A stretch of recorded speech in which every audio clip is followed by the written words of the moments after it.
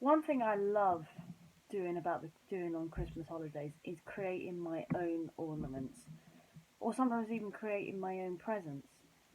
My favourite being the oranges with the cloves in. Now they can be quite cool, and they make the house smell nice. But for some families, having a homemade Christmas is one of the highlights of their own. Nothing wrong with that. It doesn't make them cheap or nothing. People have their own traditions, as I've said before. Aurora, for example, has lived with her fairies for many, many years. As a result, they have had many Christmases where they've mainly had to rely on homemade. This story is Aurora's introduction to the prince of her tradition. Maybe he'll like it too.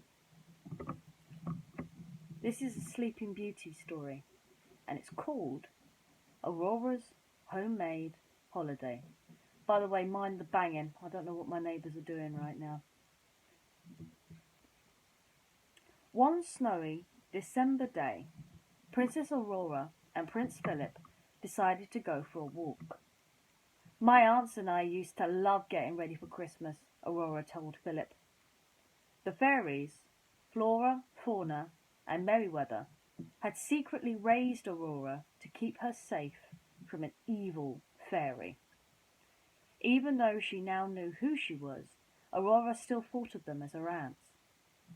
Let's invite them for the holidays, Philip suggested. What a splendid idea, Aurora cried. That afternoon, Prince Philip sent an invitation to Flora, Fauna, and Merryweather. Then he set off on a short trip to attend to some royal duties. Aurora didn't mind. Now her Christmas preparations would be a surprise for Philip when he returned. When the three good fairies arrived, the princess made her special request. You want a Christmas exactly like the ones we shared at the cottage? Flora asked. That means we can't use magic. You'd better take our wands so we're not tempted to use them, Fauna said to Merryweather. At the time, Aurora didn't know that they were fairies. Surely they can use their magic now. But maybe that was part of the Christmas rules. Aurora led the fairies to baskets of evergreen branches, ornaments, and bows. Let's start by trimming the tree, exclaimed Merryweather.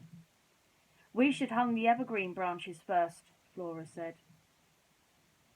Waiting for her two aunts to argue could take all day, so Aurora suggested that she and Flora put up the branches while Fauna and Merryweather decorated the tree. Later, Aurora and the fairies baked their special Christmas dessert. I can't wait until Philip tastes your lemon cake, Aurora told Fauna. I want to give Philip a homemade present, Aurora said when they were done baking, but I don't know how to sew.